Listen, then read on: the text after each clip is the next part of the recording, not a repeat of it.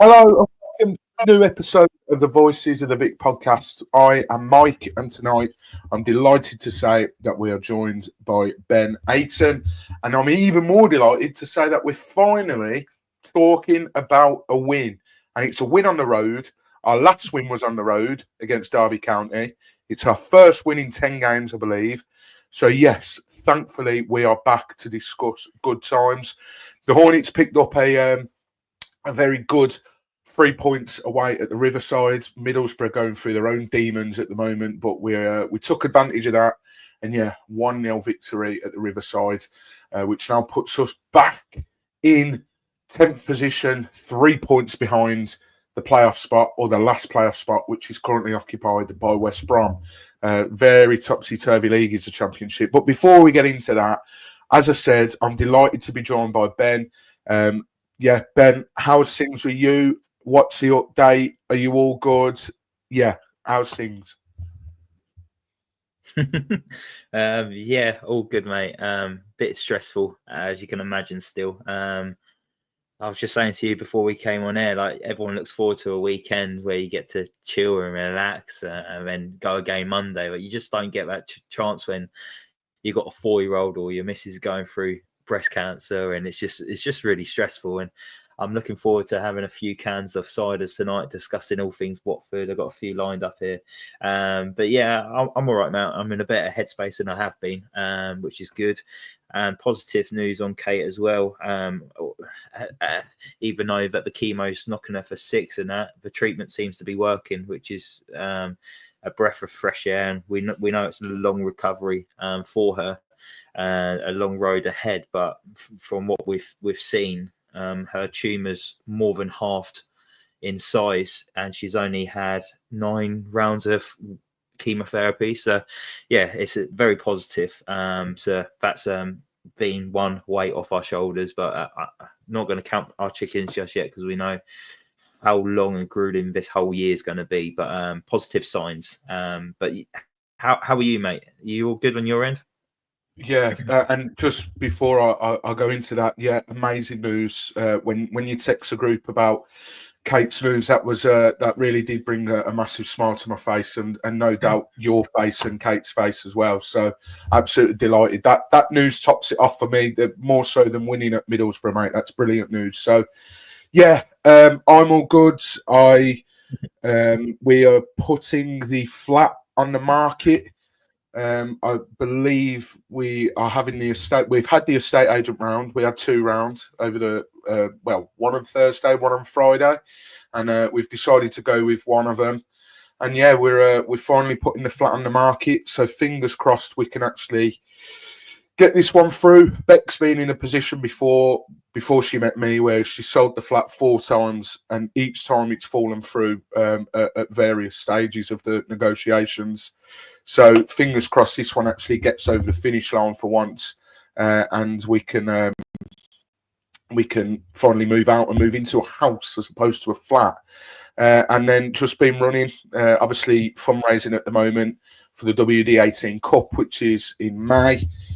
You may or may not have seen, for those guys that are watching or even listening back, we have been filling and flooding your feeds with updates and everything, and I'm so sorry to be annoying. It's just we are very, very close to the target that we need to get to by the end of February, which is £500. I'm not sure the figure off the top of my head. Probably should have looked at that before we went live, but we're very, very close. Not being up until today, it hadn't been the best of weeks. Cam is currently out of action. He's ill at the moment, so he's not been running as much. Up until yesterday, had only ran once this week, but yesterday managed to get a park run in, 5K, and then today I went on a 5-mile run. So we've sort of clawed it back a little bit. I think 18 miles done this week between me and Cam. So we're almost at I think 100 miles left, which is brilliant considering the challenge was 250 miles between us. So if you have any cash, to donate anything, no matter how little or how big or how generous you want to be, any donation that you can make is really appreciated. I'll pop a link on the banner at the bottom, and there'll be a link in the description to this video as well. If you'd be so kind to donate, that'd be amazing. How's your team getting on with that, Ben? Your donations? So you've done £271 at the moment. So yeah, every penny really counts, even if it's £1 or a couple of pounds, £5, whatever you want to do to help donate towards Mike's football team. I think it would really be appreciated. I know they've struggled, and some of his teammates haven't really helped him out too much yet, but he could do with a little bit more help. Yeah, obviously I entered my team last year and I've done the same this year. I don't want to boast about it, but I was the first player to score in the WD18 Cup last year. So first person to get a brace as well. Just going to throw it in there. But yeah, we've done all right. We've raised about £490 so far. So including the deposit, I think we've hit probably about 630. So yeah, not too bad. Looking forward to it. It'll be a good day playing on the gorgeous turf that is Vicarage Road in the summer. Could be delayed if Watford get to the playoffs, but I'm sure we'll discuss that very shortly, Mike. Yeah, I don't think we'll need to worry about that. But yeah, mate, you take that to the grave. If I was the first player to score in that cup, I would be telling everyone. It would be in my bio. I'd be telling everyone at the ground. Yeah, so you go with it. But what I haven't told you is it went off my arse like an Andre Gray. Doesn't matter, mate. They all count. No, they all count. Andre will tell you that himself. It was a lovely finish. Let's actually talk about, not only are we not on time, we never are. Love going off on a tangent on this podcast. So let's talk about the game against Middlesbrough. We'll start as always where we do with the team news. There was only 2 changes that played the team that played on Tuesday against Leeds in that drubbing 4-0. Which idiot actually went and got tickets? Me. Got back at 1:30 on Wednesday morning. Thanks for that, Watford and Leeds. They are class, so really, really good. Probably the best team I've seen at the Vic this season. But there were 2 changes from that Leeds United side, that face Leeds, sorry. Those changes were Pollock was coming out for a rest and Kevin Caben was given his first league start this season. And then the other change was Ngakia, who played at left back against Leeds, come out, and Larouci come back in. In terms of that team news, Ben, were you happy with that? Was you surprised? Was there anything you would have done differently? What were you thinking? I thought, well, it was obviously the one that kind of took us all by surprise a little bit was Matty Pollock coming out the side. But like Tom cleverly alluded to before the game kicked off, he actually played every minute for the Hornets this season so far, and he could tell against Leeds he was maybe a little bit leggy, so he needed to come out of the team to try and rest and recuperate for the weekend next week for Luton. But little did we know that the 2 centre-backs were going to perform so well, so we have to talk about that team selection come to the end of this podcast. So he was the one that maybe took me a little bit surprised.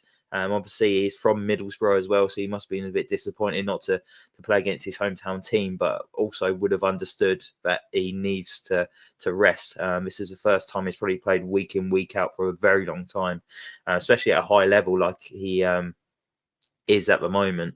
And then, obviously, you can't really do anything else with the team due to our depth in the squad. So I think you would have just taken it, really. Caben came on towards the end against Leeds, so he was obviously the like-for-like replacement for Matty Pollock. But does anyone know what's going on with Angelo Ogbonna? Is he injured? Because I think he's one of the highest earners at the club, and he's not even in the matchday squad. So yeah, it's a funny situation, these centre backs. But at least we've got some decent centre backs in the club now. What did you make of the starting lineup, Mike?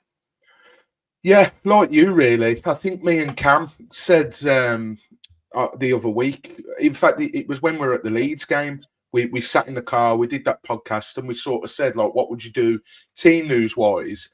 And we were sort of like, well, the question almost answers itself in a way, because the team's picking itself at the moment because of the lack of squad depth that we've got. So in terms of that, he was dragged at the end of the Leeds game, and you could tell he was knackered. So yeah, quite surprised to see Ben come in.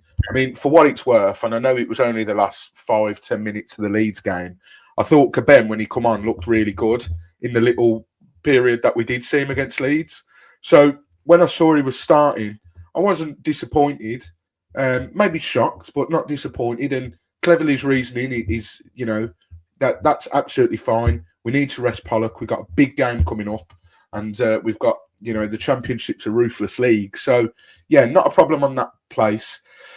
Not overly keen to see Larouci come back in, but I'm going to talk about him in a minute, because the way that I'm going to do this podcast, Ben, is we'll talk about certain players individually as opposed to the actual flow of the game, because other than the goal, we probably could have had maybe 2 or 3, but other than that, there wasn't much to report. So I'll talk about Larouci in a little bit, but initially, when the team news come out, I was like, but then again, we got no one else to go on that left side, and Ngakia, I love him, I think he's great, but I don't think he suits being on that left-hand side.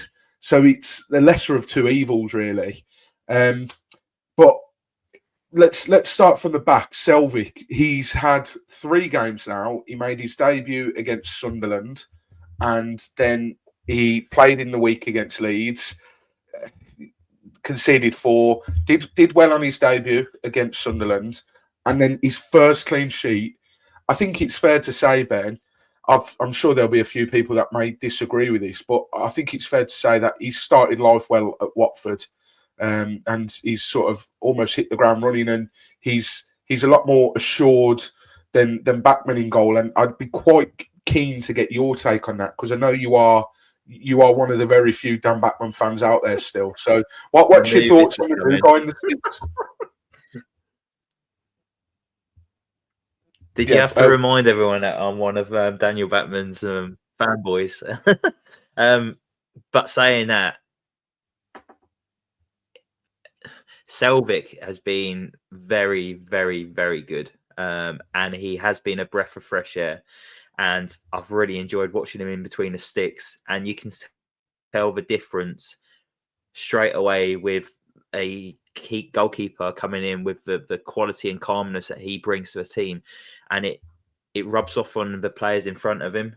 I don't think, this is a massive credit to Selvik, by the way, I don't think Caben and a Batancur would have performed as well as they did this weekend if Daniel Bachmann was in goal. And that's purely because of the type of goalkeeper they would have had behind him, where he is so calm, cool, and collective. He just his confidence goes on to the players in front of him, and to be able to see a goalkeeper take his time, pick a pass, like his distribution is incredible. I don't think I've seen a goalkeeper at Vicarage Road that's had the same distribution as what Selvik brings to his team. But not only that, his shot stopping is very good as well. That save he made in that second half from Borgzorg, was it? It was a fantastic save, and he really had to pull it out of the air to try and wrap it around the post so it didn't go in. And I've just been so impressed with him, Mike. He just seems such a likable character as well. And I think that's what you need. I also think he does look a little bit like Harry Kane. And every time I see him, I'm like, why is Harry Kane in goal for us? But other than that, I think he's such a top guy. Yes, it's easy for us to get carried away. It's early in his Watford career. Joe was a bit critical in our WhatsApp group last week against Leeds, saying he could have done better on a couple of goals. I don't think he could have. I think, especially that goal that was deflected from Matty Pollock, his foot was heavily planted going the other way, and he couldn't change the direction that quickly. So I thought that was a little bit harsh on him. But I think he's not put a foot wrong so far in his early Watford career. And long may it continue, because it's nice to see a good caliber goalkeeper coming into the club instead of just going to get a free agent, Jonathan Bond, who's not really going to push Daniel Bachmann. Whereas now there's a decision to be made in the summer, and that decision will be to offload Daniel Bachmann, keep Selvik, and then get a decent second goalkeeper at the club, because Selvik is by far the better goalkeeper than Daniel Bachmann, and that's coming from a really strong Daniel Bachmann fan. Yeah, coming from the chairman of the Daniel Bachmann Appreciation Club. So yeah, that is quite big. But me and Cam were talking about it actually, and I think he's the first goalkeeper we've signed on a permanent deal since Maduka Okoye. I can't remember if we've brought. Oh no, Jonathan Bond. I mean, the first come in as expected to come in as first choice, I should say, because obviously brought Bondy in and whatnot. But yeah, really impressed with Selvig. We've got a lot of people in the house tonight. Want to say thanks for watching. I can see Chris, my mate Chris, is in. Hope you're doing well, Chris. We had Charlie Bush. I'm not sure if he's still here because WD18 went live 4 minutes ago. Please don't leave us.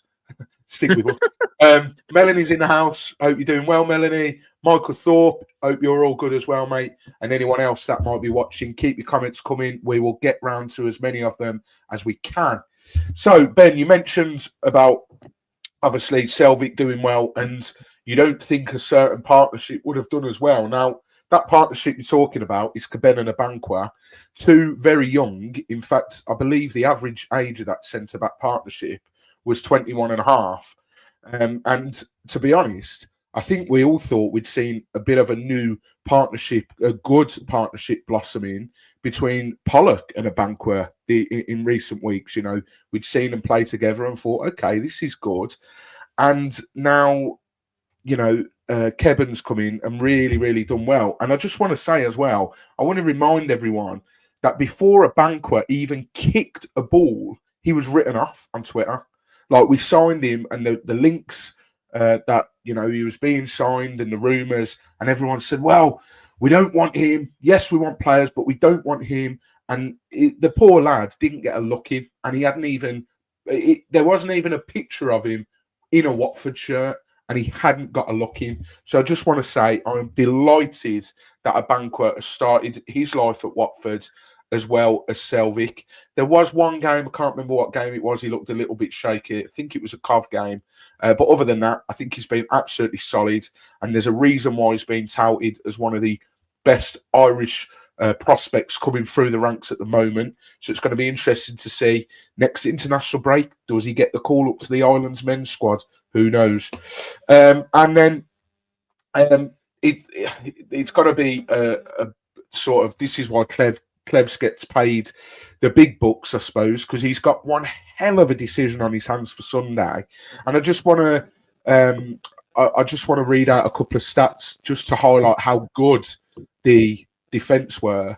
So defensive actions, there was 27, 19 clearances, 11 recoveries, 9 duels won, 4 out of 4 in terms of the tackles won.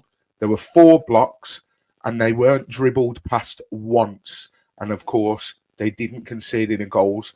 Big shout out to the lads at WD18 for highlighting that tweet, by the way. That's where I got it from. But I mean, what a partnership, Ben. We really are sport for choice at the moment, aren't we? Because you can either go Caben and Abankwah, providing they carry on doing as well as they did, or you go Pollock and Abankwah. What would you be doing for Sunday? I'm going to throw that question in early doors and really mix it up. Would you stick or would you twist? We go in there now. Wow. Yeah, not even getting warmed up. Might pull a hammy on this one. Well, firstly, I just want to talk about Abankwah and Kevin on their performance yesterday. And I don't know about you, Mike, but I thought that was the best central partnership performance I've seen in a Watford team for years. Mm-hmm. They just dominated it. Middlesbrough didn't get a sniff in, and I don't think it helped with the calibre of players that Middlesbrough had up front. Ian Nacho, for one of them, he looked way off it, and that was highlighted many a times from the BBC Three Counties commentators. So I can't remember the last partnership performance where they played so well. And this is also credit to Tom, where he's like, you know what, I'm going to allow Ryan Porteous to go out on loan, where he's an experienced player. He's a bit of a leader, and he's just being allowed to let him go out on loan. But Porto's very rash in a challenge at times, and you didn't see that yesterday with Abankwah or even Kevin. They was very cool, calm, and they knew they had the pace to catch up. If one of them kind of was struggling, the other would come up and tidy up, and I just loved it. They won everything in the air, so many blocks, and just fantastic. Who would I do against Luton? I think I would stick with Kevin and Abankwah as the two. I don't think that's what's going to happen. I do think that Tom's going to bring back Matty Pollock. I think Pollock will come in and partner Abankwah, and Kevin will come out. I think Tom will look at this going, Kevin's only just came back from injury. I think it was a push to give him 90 minutes yesterday, but the lad performed extremely well. Does he give him 2 back-to-back 90 minutes under his belt? I know there's 7 days in between the games, but for someone who's been out injured for such a long time, 180 minutes in 2 back-to-back games is a lot for him. So I just think that Pollock's going to return back to the team, and look, I wouldn't mind that if that does happen. But I think don't change it if it's not broke. And we saw our strongest ever centre-back partnership for years yesterday, and I kind of want to see more of it. I can understand that Morris and Adebayo will come and kind of ruffle the defence up a little bit, and you might need Pollock for that. Kevin might not be up to speed yet. I think Abankwah could give as good as he gets, but Kevin, I need to see more of him for that. And the Derby game is completely different to a Middlesbrough game. I think they're going to be in for a proper battle. So I'm going to stick with Kevin and Abankwah. I know people have talked about maybe shipping Abankwah over at right back, take Ryan Andrews out of the team, play Kevin and Pollock. What would you do, Mike? I really didn't want to be boring, to be honest, Ben, but I think what you've said hits a nail on the head so much, because there's 2 sides to the tale, really, isn't there? Because on one hand, you're absolutely bob on. If it ain't broke, don't fix it. They did superbly. We know that Caben's got a bit more pace than Matty Pollock and Abankwah. Sometimes Abankwah can look like he's running in treacle. Look at the Coventry game, for example. And then Matty Pollock, not blessed with pace. So do you want that? Or, as you've alluded to, Caben, that's his first 90 minutes of the season. And was it his 90 minutes? He didn't get dragged, did he? Pollock come on for Shaq, didn't he? Yeah. So, so Caben, back-to-back 90 minutes. Do you risk it? He's not 100% match fit. Could get injured. Could have a stinker. You never know. But at the same time, as well, going back to bringing Pollock in, you're absolutely right in what you say. Morris and Adebayo, it sounds like, now I don't want to give them too much credit because we hate them, but it unfortunately sounds like Luton were maybe back to their former selves against Sheffield United. And Chris Wilder alluded to it in his post-match conference, saying that was the Luton of old. That was the Luton that got promoted, and that was the Luton that gave so many teams in the Premier League a really close run for their money. And it's all coming at the wrong time, to be honest, because Luton were bang out of form when we played them in October. They play us, and the way that we played just played into the hands, and they went direct. They were physical, and they give our defenders a headache. So for that, I would probably bring in Matty Pollock, because if it's going to be a rough and tumble type of game, Abankwah's perfect for that, because my God, he's a bloody big bugger, isn't he? And Pollock is as well. So yeah, I really, really don't want to sit on the fence with this one, but I really can see it going either way. I know we've had a lot of comments. Yeah, we've had a lot of comments already, haven't we, about that? But yeah, carry on, Ben. Sorry, question for you. To accommodate maybe Pollock coming back and trying to keep Kevin and Abankwah in the team, would you switch to a 3 at the back? Because I personally wouldn't. I think the last couple of games where we've played a flat back 4, we've been able to have that extra man in midfield, and we've controlled games. We've seen it away at Sunderland, and then we've seen it again yesterday. For me, I want that extra midfielder in the middle of the park. Yeah, completely agree. We look so much more assured with a back 4 than we do a back 3. So yeah, no brainer. And I'm not about moving. I'd rather he didn't. If he wanted to keep them 2 in the squad, I'm not liking this idea of moving Abankwah over to right back and Andrews at regardless of what I think of Andrews and his performances recently, I just wouldn't want to rock the apple cart. I think if he's more comfortable to play at right back as opposed to a Banquer is. But we've had a few comments already regarding the Sunday. We'll obviously get into that a little bit later on because, you know, it's obvious there's another player that comes back into contention, which we'll get on at the end of the podcast. Melanie says, put Pollock back in. He understands what it means. Crouchy, Joe, good mate. He said Pollock was rested yesterday. That was for next week. He'll be better dealing with Carlton Morris. And then Jess Bishop-Jones, hope you're well this evening, Jess. She says Pollock was one of the only players that was prepared to get stuck in and tackle on our visit to Kenilworth Road in October. Appreciate we didn't have a Banquet and Caben then. I'd go for Pollock and a Banquet. So it seems like the majority of people are definitely in the Matty Pollock back in camp, which, as you've said, Ben, and I completely agree with, regardless of what he does, regardless of who the two centre-backs are, I will be happy with either, whether it's Caben and a Banquet or Pollock and a Banquet. For once, for the first time in a while, I can happily say I'm quite comfortable with both of those options at centre-back. You imagine if Matty Pollock comes back into the side as well, he'd have a captain armband as well, because Sissoko went off with a hamstring injury, which would probably rule him out against Luton. So it would be a big game for Matty Pollock just to take the captain's armband in a local derby as well.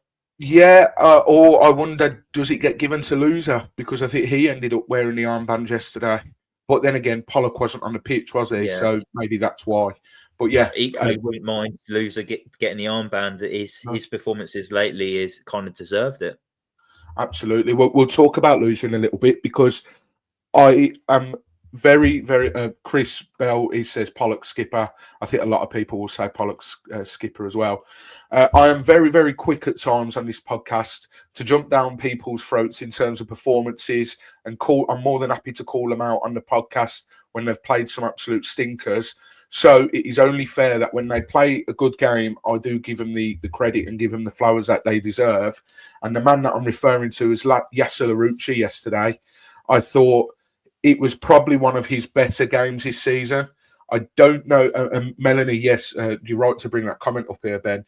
Melanie alluded to it earlier. Larouci had his best game for us, apparently. Could only listen on iFollow as I was at work. And I must say, you know, I think, as I say, I'm quick enough to slag him off, but he played very well. And he kept Morgan Whittaker so quiet that whole game. I mean, it probably helped a little bit that Whittaker was all left foot and he was on the right-hand side. He just didn't look comfortable using his right.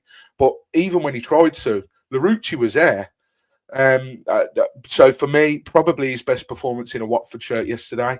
What did you make of Larouci yesterday, Ben? I agree. Best performance in the Watford shirt. I thought it was very, very good. We all know that defensively he struggles and he's better going forward. But I thought yesterday he was much better defensively, and that's exactly what we need. And I don't know whether it's down to Caleb Wiley being in the building and knowing that there's another left back in putting a bit of pressure on him, although he's injured now, the lad on loan from Chelsea. But it's a bit of pressure now. He knows that someone else will be after that shirt soon. So, but yeah, I don't get what all the fuss is about with Whittaker. He obviously scored a lot of goals at Plymouth and they was pretty much long range distance. But like you say, he's only got 1 foot, and Larouci know how to defend it against him yesterday. And yeah, they spent a lot of money on him, Middlesbrough, and I'd be very disappointed if I was a Middlesbrough fan because I think he's very selfish, and he only wants to do something for himself and not the team. And this was the criticism that Plymouth fans were putting on him as well, because his work rate off the ball is atrocious.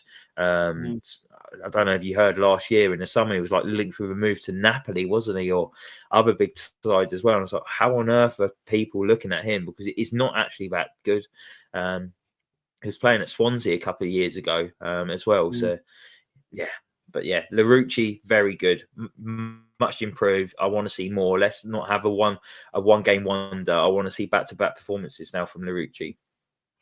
Yeah, that's it. It's how he follows it up. And like we've said on this pod before, it's all well and good putting in a a good performance, but it's how you follow it up. You've only got to look back to that last win that we got away at Derby, and then we followed it up with a pretty naff result. Well, a bad result and a pretty naff performance only for the last 10 minutes where we sort of come alive. But you mentioned Whittaker there. You know, he played against us earlier in the season when we drew what was the score against Plymouth? 2-2. He played in that game and was largely quiet for that as well. And just while we're on the subject of Plymouth players who didn't look, not Plymouth, sorry, Middlesbrough players who didn't look very good, we didn't half dodge a bullet with Iheanacho, did he? Chris said it earlier. He's put a stone on him, Wait. I know that you shouldn't throw stones in glass houses. Yeah, I know you shouldn't throw stones in glass houses, so I won't dig him too much on his weight. But yeah, he really didn't look good at all. So I think we've dodged a bullet a little bit there. We've had a few agree in terms of Larucci. Gareth Quinton is in the building. Gareth, hope you're good, mate. Nice to see from you. Matt2890, he says Larucci seemed up for the game and looked a lot more confident in himself. Chris, your comment we will get to in a little bit because that is on the agenda. Jess is ripping the absolute piss out of Cam as usual. She's saying, as for Carlton Morris, just get Selvig to put Cam's snazzy jacket on. That'll be enough to distract him from having any shots on goal. For those that don't know what Jess is on about, we did the live podcast, all four of us did, the chaps here at Voice of the Vic for the Norwich game. And Cam was wearing a jacket. I thought it was all right, but yeah, Jess thinks it's something out of the 1980s, I think. So yeah, that's the context beyond that. But moving on, in terms of the going through the players in the team, you mentioned him a little bit ago, Ben. Loser yet again, just showing what a Rolls Royce of a player we have in that midfield, because he's one of the first names on the team sheet. And to think we all thought he was a gunner after the whole Ishmael fallout, he's absolutely superb, isn't he, Ben? Yeah, the Imran Loser redemption tour is well underway, and he's been bossing it. And many people in here will know that I've never really been the massive Imran Loser fan the last couple of years, and I never really saw what the hype was about. But now I've really seen what the hype's about, and he's consistent, and that's what bothered me before in the past. He would show glimpses, but we never really saw like a 90 minutes performance from him.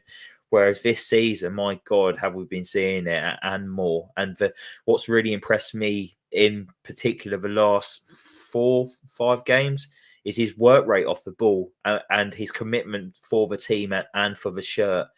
And that's the Imran Loser that I want to see for years to come. And I know it's probably going to be impossible to keep him after the end of the season, after his performances. He's really putting himself in the shop window. But I've just been a little bit frustrated that we've not seen more out of this Imran Loser in the previous years, because he's such a good footballer. He's so talented.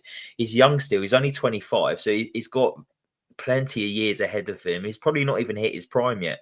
So if he's doing this now at the age of 25 in a Watford team that there's not many other key players in it other than Chapradasi, but he's just doing phenomenal. And he was unlucky not to score yesterday. I think there was a ball laid out to him from Kiembe, and it was just like he just needed to wrap his foot around it, just exactly like he did against Sunderland. But he just overhit it in it, and it went into the crowd. But you could see what he was trying to do, and that performance yesterday needed a goal to go alongside it, and it would have been exactly what he deserved, because I just love watching him. He oozes class. He just glides across the pitch, and he always drops in between the two centre-backs. And I think that's what we've lacked in this Watford team the last 2 years.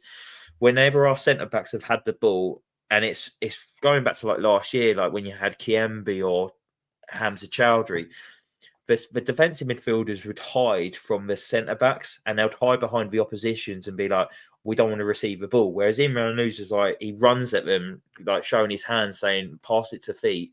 Or he goes in between the two centre-backs, and he just always wants to get the ball moving, and he gets us ticking, and it's exactly what we need. And his partnership with Tom Dele-Bashiru is just phenomenal. And I know Tom Dele didn't have the best of games yesterday, but I thought he was better in that second half. But that's all down to Imran Loser, and I love that he picked up that captain's armband yesterday, because he led by example, and it was a captain's performance. Where do you stand on Imran, Mike? You massively impressed with what you've seen lately, or? Yeah, of course, Sam. He's like you've said, he's come in and he's done a job. He looks like he cares. He really does. And his passing range is superb. I mean, I think Capoue maybe just shadows him in terms of ability passing wise, because some of the passes we saw him pull out the draw was unbelievable. But like you say yesterday, missed that chance where we all wish he just hit it like he did against Sunderland. What a team goal that would have been, by the way, if that had come off. That was a brilliant little move. One of the only times Kiembe touched the ball once, wasn't it? It was like a one-touch layoff, wasn't it? Normally he just dwells on it or passes it backwards, but he can move the ball fast. Yeah, I know, it's crazy. And Melanie's just said as well, he's off the ball energy is incredible, and organising and communication. He is always talking and he's always telling people where they need to be, and he's not afraid to bollock a teammate as well. Yeah. And let's not forget as well that chance where Larouci went through one-on-one, he bubbled up and hit his arm. That pass to put him through from loser was just obscene, really, really good. And to be able to have that out of this world, isn't it? But his vision's world class. I'll say it is world class, and some of the balls that he picks up is just incredible. And the only other person in a Watford shirt that can do it is Chak. But Loser's more consistent. You'll see him maybe do it 4 or 5 times in a game, where Chak's maybe once or twice. But he's just phenomenal. Yeah, he really is. And Joe's saying here, I don't know whether he's got his 6-year-old daughter to write this, the way that it sounds here, but he said, you lot all said he was a goner. I was the only one that said he was staying and that he would turn it around. And look, I was right for a change. He's class. I love him. Care about the club and loves playing in that midfield. Superb turnarounds. Melanie's going to get down to the Vic as much as she can so that she can watch him. I don't know if that's in the same way that Jess likes watching Musa Sissoko, but yeah, we'll maybe not go there. Matt said after that corner for the goal, we need Loser to take more of the set pieces. I agree. He's got a wicked free kick on him as well. Look at I think the last one I can remember is that Blackpool game, and he almost did it against QPR last season or this season. I can't remember. I'm just glad he took the corner and not Chat, because it would have gone to a first man on that front post. Yeah, don't. Chris says he's only cared since Clev's got his arm around him. He was slagging us off last season, and to be fair, the situation it sounds like he was put in, I think I'd be pissed off as well. So, yeah, keep your comments coming, guys. Really do appreciate it. You touched on it a little bit there, Ben. Tomdeli Bashiru, his partner. That first half yesterday, I think Middlesbrough maybe got wise to his antics of maybe staying on the ball a little bit too long. I think he was guilty of that. He got caught on the edge of the box with it, sort of hanging on for it too long, and very almost turned into a goal if it wasn't for quite a tame shot from that Conway straight at Selvik. And there was a couple of times then afterwards where Tomdeli would get the ball and he'd have 3 players sort of crowd him and press him, and it almost looked a bit shaky from Tomdeli. But like you said, in that second half, then he maybe calmed down.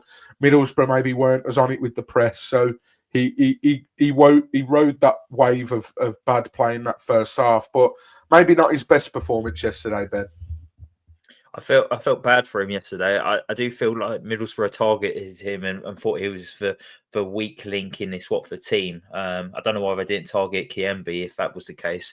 But that chance you was talking about just then when Conway had the shot at Selvik, I did feel like I felt a little bit sorry for Tomdeli there. He was played into danger by Kevin's ball into him when he had 2 Middlesbrough players around him. I think Tom only knew he had 1 player around him, and then he turned into the other player, and that's where the Middlesbrough chance came away. And it's not the first time we've had a centre half in the last 2 games play a centre midfielder into trouble with a ball into a middle. Pollock did the same for Kiembe in the game against Leeds, where Kiembe put it on the sixpence for Dan James. And I think we just need to be a little bit more careful with our balls out of defence and not try and put our midfielders into trouble, and that's what happened with Tom Delly yesterday. But I thought he warmed into the game a little bit after that. Second half, yeah, like you say, he was much better, and it was more of a Tom Delly that we've seen. I particularly liked him game management from the 90th minute. He won a corner, he burst the gut to take it into a corner, kept it in there, then he won a throw, and then he ended up losing it after that. But that was exactly what he needed, and I was really impressed. And like Chris Bell says here, Tom Delly and Loser are forming a really good partnership if they can keep fit, and that's the thing, keep them fit. Like Tom Delly's, I think he must be having injections at the moment in his knees because he's carrying a knock, but he's managing to get through the pain barrier to put on the shirt for Watford, and they just complement each other so well. And I think Tom Delly is probably the reason why Imran Loser's playing so well at the moment. Yeah, I completely agree. They when they're both ticking, they really complement each other, and long may it continue, because as you've said, he's had rotten luck with injury, Tom Delly has, and please God now that this is the end of his injury woes and he can really sort of kick on now, because at times when we thought he'd got over that injury crisis, we were saying how if he kept the performances up, he could have very easily been in the conversation for maybe player of the season. So, yeah, not the best of first halves, as I say, but definitely warmed into it in that second half. Jess here, sorry, I lost where I was then. Jess here said that she loves a bit of our Musa, and who doesn't after yesterday? I must again give him credit. He seems to play better when there's when we're against rivals of Newcastle, obviously his former club. He had a decent game against Sunderland, and then another good game against Middlesbrough. And I don't know if anyone else saw, but for those that were watching the stream, just in the build-up to winning that corner, he grabs the ball and then appeared to like fake chuck the ball at the Middlesbrough fans behind the goal, because they have their I don't know if they call them ultras or their singing section or whatever they're called. They're right behind the goal where Musa scored, and he must have been getting some stick. Because, like I say, he went to throw the ball but was faking it, and then sort of give a smirk as if to say, like, the banter was there. And then from the resulting corner, he wanders through as the Freedom of Teesside, and what a header! If that net weren't there, I think it would have fucking broke one of the seats behind. It was so powerful. Travers had no chance whatsoever. So, as I said with Larouci, I'm quick to call him out when he's not played well. But to his credit, another good game, another decent game for Musa, Ben, wasn't it? It was, yeah. He was like a fish out of water for that header, wasn't he? I do want to make a point as well. That goal that Watford scored yesterday is identical to so many goals we've conceded from corners this year. It was a free man. I don't know what Edmondson was doing. It looked like that he was meant to be marking Sissoko, and he did absolutely nothing. And maybe it's down to zonal marking as well, and I hate zonal marking, but I don't mind it when we're attacking into a zonal marking area. You just need that ball in the right area, and that's what we've got with the ability of Imran Loser. And I want to see more balls from Imran Loser, because he put that on a plate for Sissoko. He couldn't have missed. He really couldn't have missed. Not with that power that he connected with that. But yes, Sissoko, his form has improved slightly lately. And I don't know whether this is because he's not playing in the centre. He's been playing out right midfield, hasn't he, really? And that's the position that he was playing for Newcastle before he got his big money move to Spurs. I think if we saw him in the centre of park, I think he'll be playing with 10 men still. So I think, obviously, Quadro Bar's gone out injured, and now we're seeing Sissoko flourish a little bit more because he's not been used in the centre midfield area where he hasn't got the legs to play box to box now. It's probably more useful out on the wing. But yeah, I'm liking what I'm seeing. I would like more depth in his squad so we could actually give him a bit of a break, and he can maybe play a game, miss a game, come off the bench, play a game. I think we just need to manage his minutes at the moment, because he's 35, I think, for Sissoko. It's the same age. Yeah, same age as Clevs. It makes me feel old. I'm 36. I'm 1 year older than Sissoko, but I feel like I could run around a little bit more than what he actually does. But yeah, it's it's good to see from Sissoko. A little bit disappointed that he's picked up a hamstring injury, because he's obviously going to be missing for a good few weeks now, and that's not what we need. Even though lots of people have been slating Sissoko lately, including ourselves, but credit where credit's due, his form has picked up, and we haven't got any players to really replace him other than Rocco Vata will probably come in this weekend. He'll play over on the right where he can cut in on the left. So that'll be a bit of a like-for-like replacement, but it leaves us very short on the bench now. But yeah, overall, very good. Yeah, I want to see as more. long as it's not Tom Ince that replaces him, because I try and defend Tom Ince, because I think it was a good signing at the time for the money that we got him for, and he knows the league, is inexperienced as well, and that's what you want in this league. But the last few performances we've seen from Ince, he's just shot, and he's absolutely done for, and he was genuinely chasing shadows against Leeds. Like that one goal where he literally ran a circle. That was, you wouldn't see that in kids. Well, you would see that in kids football actually, but you get the point I'm trying to make. So yeah, I imagine it'll be Vata that comes in for him, and yeah, we'll talk about that in a bit as well. But Loser, funnily enough, he obviously got the assist for the goal because it was from his corner. Just had a look, and we've been praising his passing ability and everything. That was actually his first assist of the season in all competitions, which surprised me. I don't know why. I thought he'd maybe got another assist because of his passing range, but he definitely deserves more. Kayembe, I'll just skirt over. He was all right. He wasn't great, but he wasn't crap like he was on Tuesday. Probably just, hopefully that Tuesday game was just a blip, because he honked the place out on Tuesday night.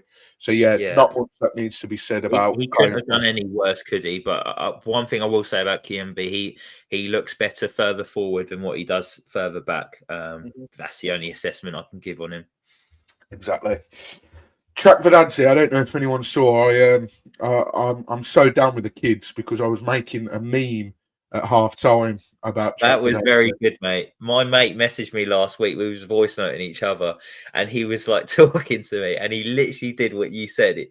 You did your picture. He said to me, "Chat Madassi, he's incredible. But it's like playing FIFA without the shoot button." Exactly. For those that didn't know what I'm talking about, I put a meme up of a PlayStation controller without the circle button. And for those people that maybe don't play console games, for those that don't maybe play PlayStation or anything, like, circle is what you need to shoot on FIFA. So I wish he'd bloody shoot, man, because I counted 2 or 3 times where he should have shot, but instead he either passed it or took an extra touch. And then when he did shoot, it was the wrong decision or took an extra touch, and he forced Travers into a couple of saves. He could have had 2 or 3, as I say. But overall, Ben, I'm saying all that. Again, it's another game where he made himself a nuisance, and Boro couldn't handle him, could they?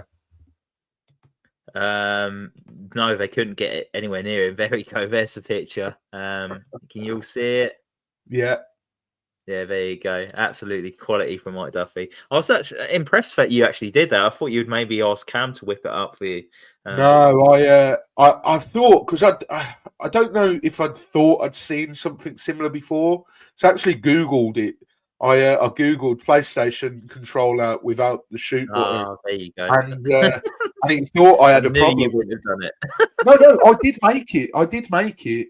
But what I'm saying is, I Googled it because I thought it was in existence as it was. And it turns out when I Googled it, that Google just thought I had a problem with my PlayStation controller. So I was like, for God's sake. So, yeah, during the second half, I whipped it up and then put it out. And, yeah, it's just hit over 100 likes. So, yeah, for all your memes, there's my handle.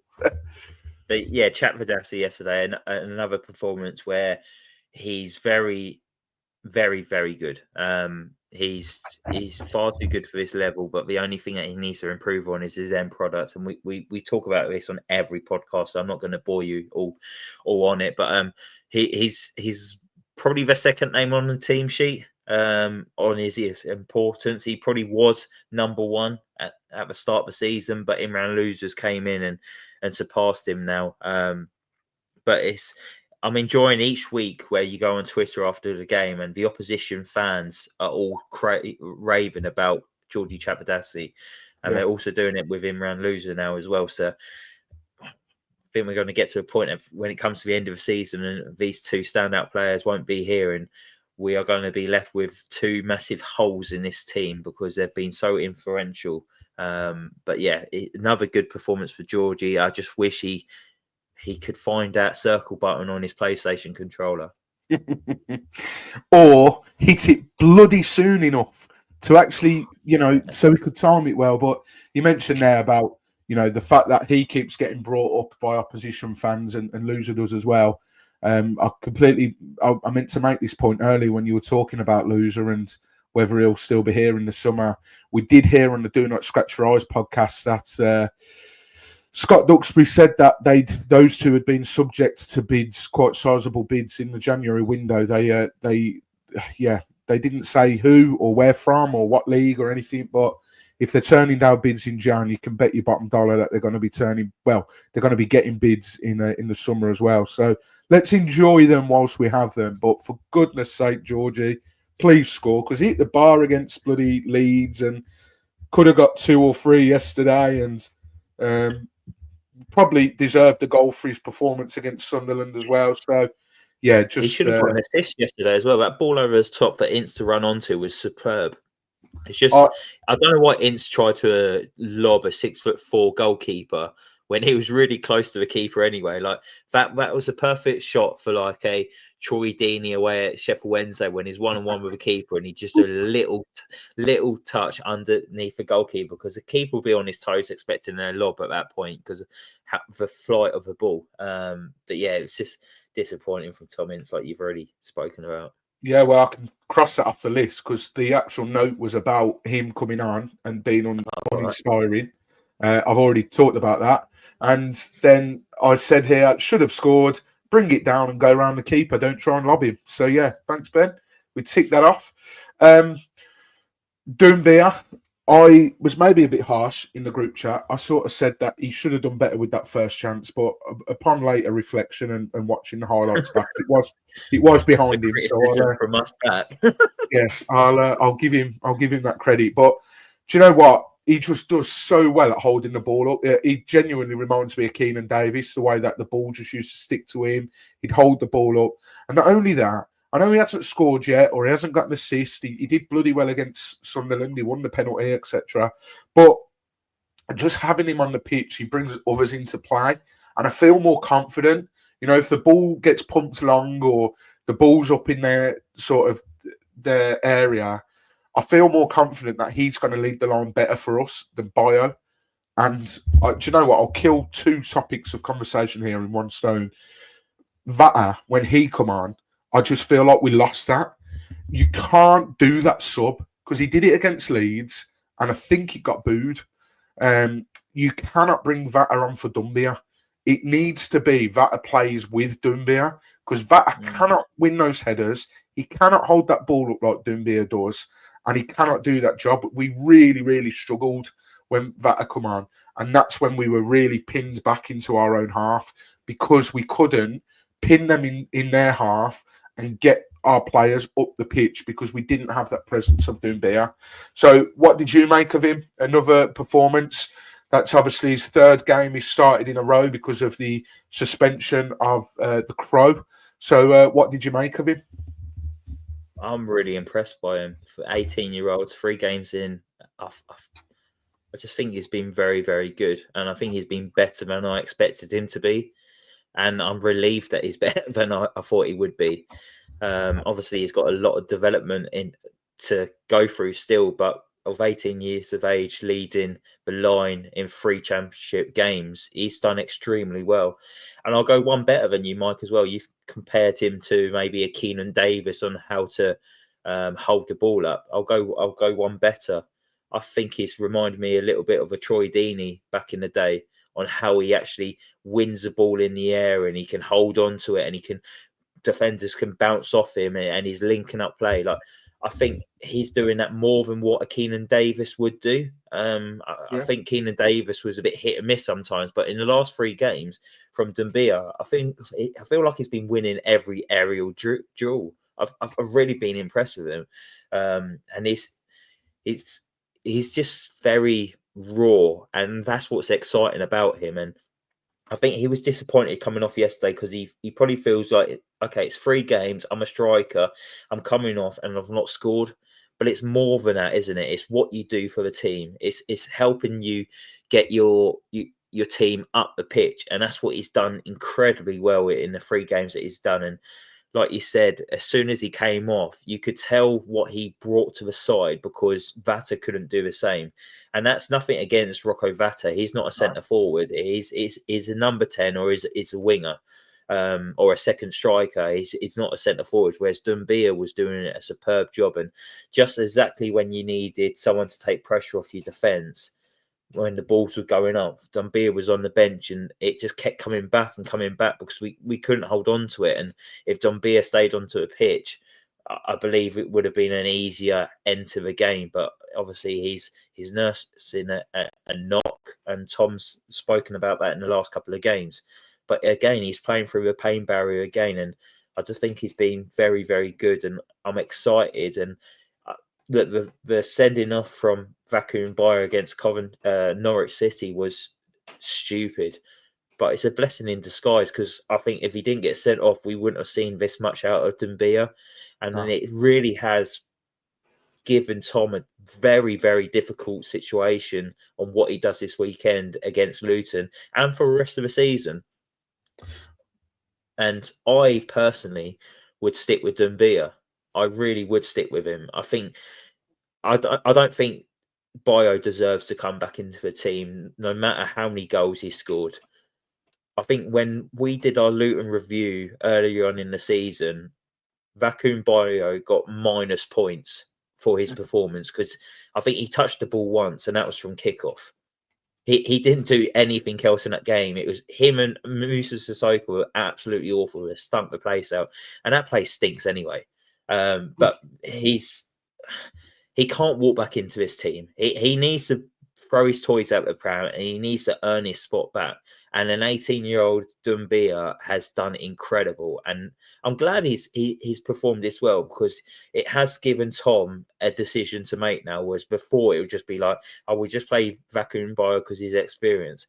Well, now you've actually seen that Dumbia is linking up with other players in the football team better than what Vacuum Bayo is. Okay, Bayo might have stuck a ball away a couple of times, but I tell you what, that Bayo wouldn't have chased after that ball at Sunderland after he had a header saved. And that's what I like about Dumbia over Bayo. Yeah, you took the words out of my mouth. I said that you wouldn't have got that from Bayo. We wouldn't have come away with 3 points from that Sunderland game because that header, would he have been there to have that header in the first place? If he did, would he have chased it down to win the penalty? He would have put it wide. Yeah, he would have done, yeah. I like that little dig at Luton as well, where you say it stinks anyway. One of my favourite sayings I've heard from a comedian alike, he said some of the most uninspiring roads lead to the most beautiful of destinations, unless it's the A505 to Luton, because that really is a shithole. But that is, I do like a little dig. Vato, he struggled when he come on yesterday, but I'm not blaming him as such because 2 games in a row now he's come on, being asked to do a job which he can't do. He's a winger by trade or a 10. I think personally he looks more comfortable as a winger. Let him play there. If you're going to play him on Sunday, you have to play him on that wing. If Sissoko is injured, because Andrew French said that it looked like he picked up an injury. Jess said that Musa never mentioned in his interview that he was injured, but I don't know if he would. Was he asked a question? I don't know. And yeah, if he is injured and like you say, he has been playing that sort of right wing position, then the answer is staring at you in the face. And for what it's worth as well, I think Dumbia should stay in the team. Do I think he will? No. Do I hope he does? Yes. So yeah, it's. I think we could be disappointed come 11 o'clock on Sunday morning, but yeah, fingers crossed we don't. That actually covers off the topic of conversation in terms of the players for the game. Just quickly, in terms of the rest of what is on my list here, and you might laugh at this question, and I'll be very intrigued to know your guys' thoughts that are watching. Please do pop it in the comments. And if you're watching it back or listening back, you can now reply and leave comments on Spotify as well. So make sure you do. Ben, we're in 10th position now, as I said at the start, and with 3 points outside the playoffs. Crazy considering we've won 1 in 10. We dropped into the bottom half on Friday because QPR beat Derby. And like I say, we're back up to 10th. What could Klebs do here? Because we talk about the league, and I think top four, they've cut adrift now. That is the top four. That they might interchange. Top and second might change around third and fourth, but that top four is staying. That those teams are staying there. From the rest, I think we were talking about it in a group chat earlier. From 5th to 13th, there's 4 points.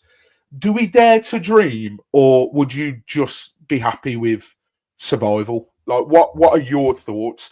3 points outside the playoffs. We've won 1 game in 10 games. Well, I don't know if it's 2 in however many, but you get the drift. Yeah, I feel like you may be getting a little bit carried away after a 1-0 away win at Middlesbrough yesterday. It's for beer. It is for beer. Don't get me wrong. I would absolutely love it. But this team isn't ready for Premier League football. We'd come straight back down, and it'd probably be record points. And I want Derby County to keep that record points, although Southampton are really challenging them this season for it.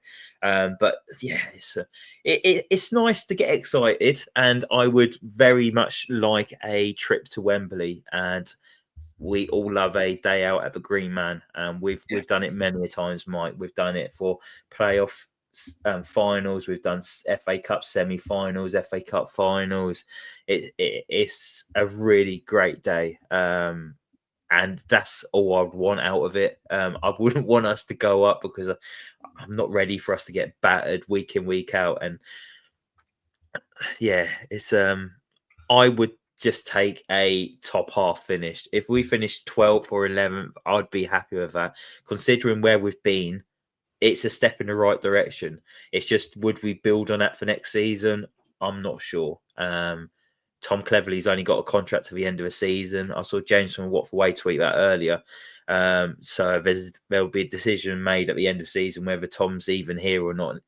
And if Gino probably gets his way, he probably won't give him a new contract because he's got this Spanish guy lined up in the wings. So who knows? But I would definitely take a top half finish.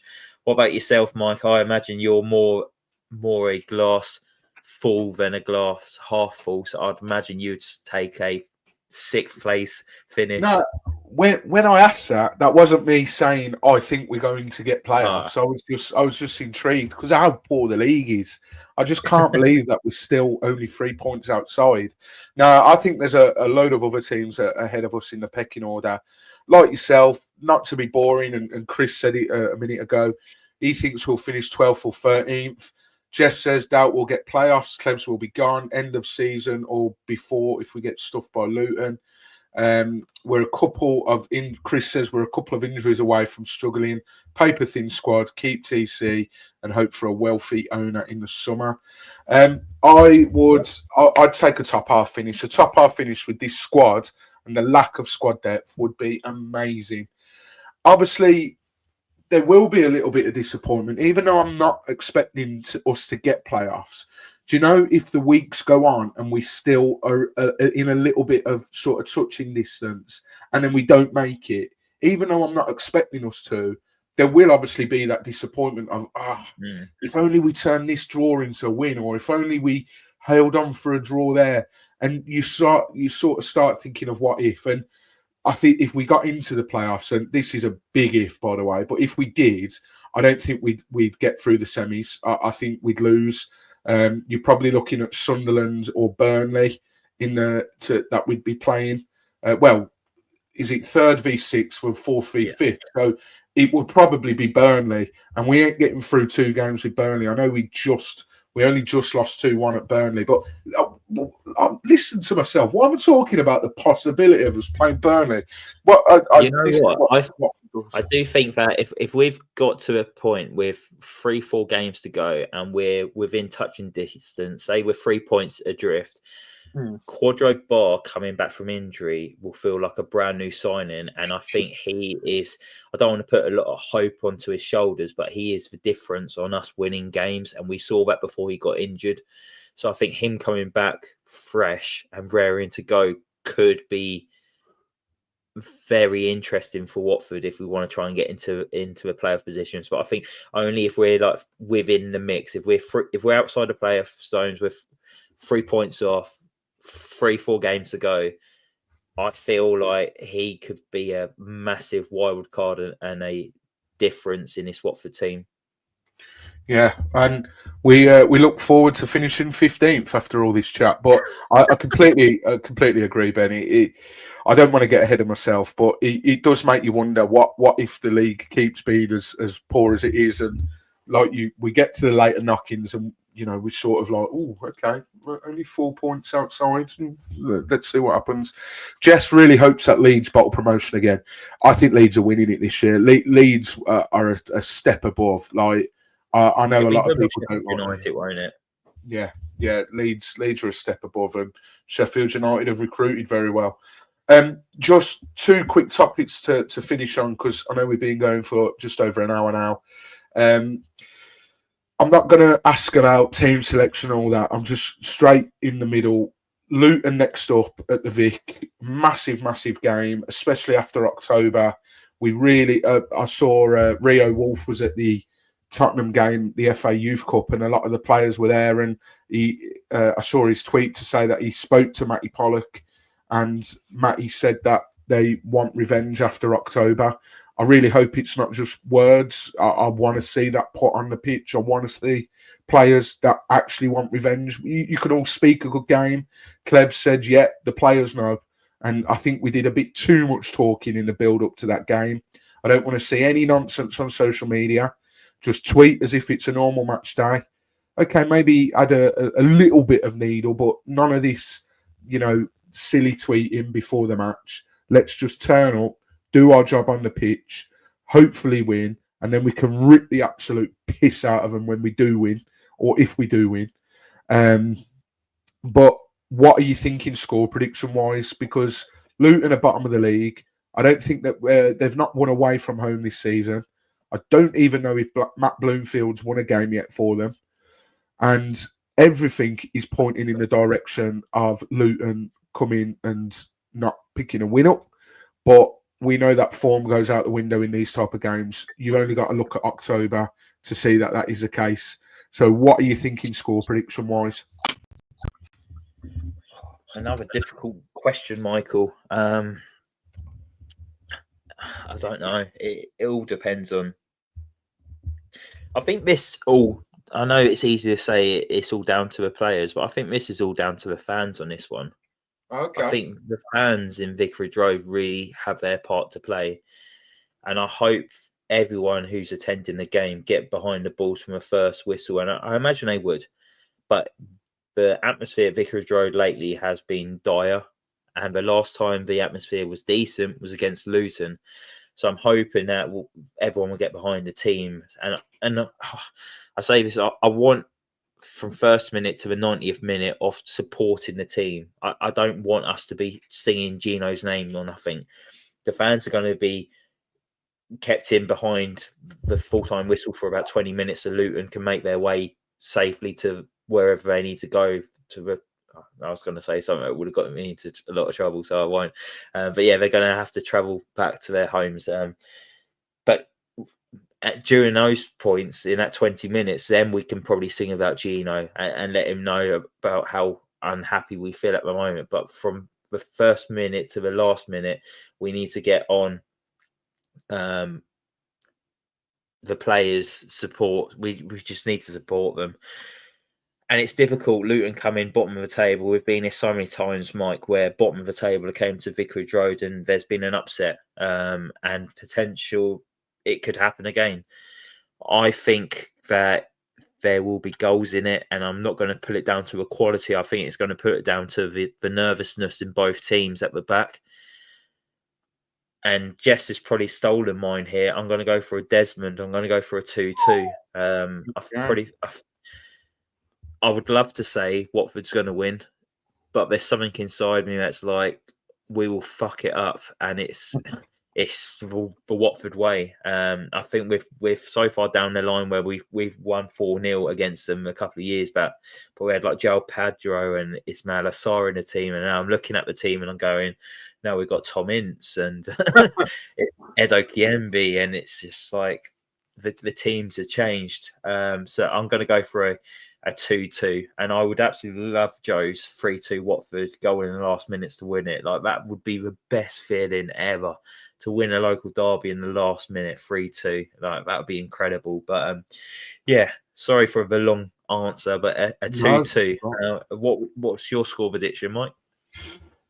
Yeah, these are the ones that kill you trying to predict it. I mean, you can sometimes when we ask for score predictions, sometimes it's easy to just sort of rattle off a score and sort of give a little bit of reasoning to it. But with this, I firmly believe that form doesn't matter. Like the playoffs, form counts for nothing. It's just a lottery on the day as to who's going to win. I think there is going to be a lot of nervousness. We got a clean sheet away from home, a rarity, although the last win we got away from home was a clean sheet. We need to stop this rot at home. I think it's 5 losses in a row at the Vic. It's incredible, isn't it? We had one of the best home records. Now we've got one of the worst. It's crazy. Chris says here, no prediction from him, which means he's worried. Melanie says 2-0. You've said earlier, Joe, 3-2, and Jess has gone 2-2. I can't see us getting a clean sheet. Do you know what? Fuck it. I'm going to stick my neck out in the line. I think we'll win 3-1. I think the first goal on Sunday is crucial. If we don't get the first goal, I really worry about the fans maybe putting their focus on the Gino out. And listen, if you want Gino out, you're absolutely within your right to chant about it, and you're absolutely within your right. And it's brilliant what's been going on. I was at we were at the Norwich game, and that was the first game where the Shine Your Light initiative, and then straight afterwards it was Gino Pozzo, get out of our club. You heard it loud and clear.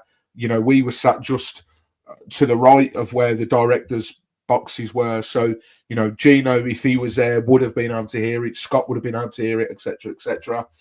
And I think that's all great. And I think those that are trying to do something like the, you know, protesting and whatnot, I think that's brilliant. But as Ben said, Sunday, maybe we'll park that bus for at the end of the game, where we are wrongfully being held in our own ground for 15 minutes, so those fans can get back to where they live. It shouldn't be that way. It really shouldn't. The fact that we have to get a coach to their ground, and even if you lived in Luton or Dunstable or in the area near that cesspit, Luton, sorry, even if you lived near there, you have to travel to Watford to then go back to, you know, it's crazy. All of that is, it really is. But yeah, use that 15 minutes to really voice your concerns about Gino. But we have to get behind the team from the first whistle. And if that means chanting Tom Cleverley's chant, do it. But it's got to be loud, it's got to be proud, and it's got to be consistent. Because I think you're right. I think what wins us a game is the crowd. And we really need to make that place really loud. I mean, I don't know. Is it a sellout? I assume it is. It ought to be. I know it's Sunday, 12 o'clock, but I'm really hoping it's a sellout, if not close to. But yeah, 3-1 to Watford. Not going to even attempt to predict who's going to score. That Morris is going to score because he just always does, don't he? the less said about him, the better, I think. But if you're watching now, drop your predictions in. If you're rewatching, drop your predictions in. We're all crossing our fingers. And then just the last topic, Ben, another little quick one. Next 6, how many points we're going to get? We've got Luton at home, we've got Stoke away, Millwall at home, Swansea at home, Oxford away, and Plymouth at home. You think that Luton's going to be a draw, so mark down 1 point out of the next 6.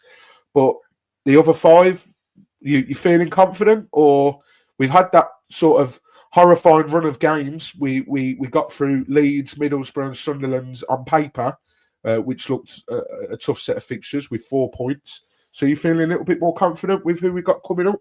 Swansea in horrendous form at the moment. They want Williams out. Millwall picked up a little bit. They're doing all right. Stoke, not great. I know they won yesterday, but again, not doing great. Oxford, decent at home, but winnable. And then Plymouth, horrendous away, sit bottom of the away table, by the way. They're the only team that are worse than Luton away from home. 13 points. 13. So you've got Luton, a draw. Where are those? Do you want to talk through where you're allocating them points? Luton a draw. Yeah. Stoke an away win. Like it. I think we'll probably lose to Millwall. Yeah. Then I think we'll beat Swansea, Oxford, and Plymouth. Okay. Crouchy's gone 14 points. Jess has gone 8 points out of the 6 games. James has joined just before we're about to finish, so that's really good, James. Very helpful. Easy, mate. I'm only kidding. Yeah, I think win at Luton, lose at Stoke, draw against Millwall, beat Swansea, draw against Oxford, and beat Plymouth. So 3, 4, 7, 8, 11 points. 11 points, I think, out of the next 6. Again, if you're watching now or you're rewatching, drop it in the comments. But I think we're going to wrap it up there. We've been going an hour and 16. That's probably my fault because I had it all lined out differently as opposed to just talking about the game itself. Wanted to sort of really talk about the individual performances as well, because I think it's not often we win nowadays, so to get the viewpoint from both of us on each individual player, well, most of the players anyway, I just wanted to do it that way. If you've enjoyed the video, as always, please do leave it a like at the bottom. I've noticed our subscribers have been slowly creeping up again, so let's get to 650. I believe we're on 620 subscribers now, so let's get 30 subscribers in, I don't know, a month. 30 subscribers in 30 days. Let's do that. Ben, you want to say something? Shoot. Yeah, just quickly before we go, we will be looking to start recording a brand new series within the next week or so. We're going to be doing Watford A to Z, where it's similar to what the Soccer AM people are doing on their podcast at the moment. They call it Soccer A to Z. We're going to do a Watford theme on it. So each episode will be based on the alphabet of that week. So it's going to be, we'll start off with A and so on, and we'll go through them all, and it will all be Watford related. So we'll be doing those hopefully from maybe this week or the week after. I want to try and get into a position where we record maybe 5 or 6, have them all ready, and then release them once a week. So there will be more content for you guys to watch. I am a bit reluctant to, well, not reluctant, I'm a bit aware that obviously I've had quite a lot going on and I've not really been putting too much into a podcast, and the guys here have done a stellar job, but it doesn't stop me from feeling a little bit guilty that I've kind of neglected everything that's gone on. So I've been trying to think of things to try and help out and give it a push. We will be doing this idea from maybe this week or next week, so hopefully you all like it, and who knows, I might even want to come back and host them as well. And I haven't done hosting for a long time, so it just shows how well I've been doing a bit mentally at the moment. So just wanted to kind of plug that, and it's one to watch really. Yeah, absolutely. I'm glad you remembered that, and maybe it will be best that you're back hosting because I'm forgetting a lot of things today. So, yeah, really looking forward to doing that. And as well, we're gonna whenever two or more of us are at a game, we're gonna toy with doing. That's what I said, Melanie. I'm an Abdi for A. We're going to toy with doing more of what we did for the Norwich game, where we record in person. Me and Cam did it for the Leeds game. A little bit rough around the edges, obviously, still sort of figuring out the best way to do it and all that. But yeah, we really hope you enjoyed it. Thanks for the numbers that I've watched this evening. It's been great. I know WD18 I run at the same time, so the fact that you've stuck with us and watched us is really means a lot. Those boys are mega stars when it comes to Watford podcasting world. So the fact that you want to listen to us too is brilliant. But yeah, thanks for watching, and until next time, come on, you horns.